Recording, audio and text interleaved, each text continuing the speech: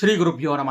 రుణబాధ, అప్పుల బాధల నుండి ఉపశమనం పొందడానికి లేదా అప్పులు తీరడానికి రామాయణంలో ముఖ్యంగా సుందరకాండలో 37వ సర్గ మరియు 38వ సర్గ శనివారం నుండి పారాయణం ప్రారంభించి 11 రోజులు కానీ 21 రోజులు కానీ లేదా 40 రోజులు కానీ పారాయణం చేయడం చాలా మంచిది అని వివరించారనమాట.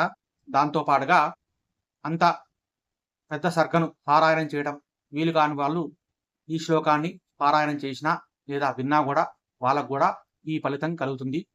కాబట్టి ఈ శ్లోకాన్ని వినండి. నమోస్తు రామాయ సలక్ష్మణాయ దైవ్యై చ తస్మై జనకాత్మజాయై నమోస్తు రుద్రేంద్ర యమానిలేభ్యో నమోస్తు చంద్రార్క మరుద్గణేభ్యః శంకిత్వోయం మయాత్మా చ రామార్తే రావణస్సహి మే సంవిదాస్యంతి దేవాసర్షి గణాత్విహ బ్రహ్మా స్వయంభూర్భు గవాన్ దేవైశ్చైవ దిశంతు మే సిద్ధిమగ్నిశ్చ వాయుశ్చ పురుహూతశ్చ వజ్రపతు వరుణ పాశహస్తశ్చ సోమాదిత్యౌ తదేవ చ అశ్వినౌ చ మహాత్మానౌ మనుదశర్వ ఏవ చ సిద్ధిం సర్వాణి భూతానాం చైవ యః ప్రభు దాస్యంతి మమ ఏ చాన్యే యదృష్టా పరిగోచరాః. ఈ శ్లోకాన్ని గనక 80 రోజులు పారాయణం చేసిన అంటే వాళ్ళ శక్తిని అనుసరించి 54 సార్లు పారాయణం చేయమని చెప్పారనమాట.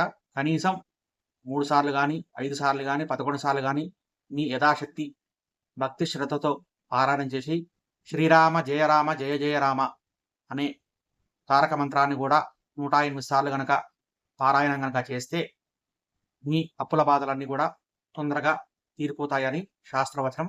అలాగే ఎవరికైతే అప్పులుంటాయో వాళ్ళు గనక అప్పులు తీరాలి అనుకున్నప్పుడు మంగళవారం నాడు అప్పు తీర్చడం మొదలు పెడితే వాళ్ళ అప్పులు తొందరగా తీరే అవకాశం ఉంటుంది.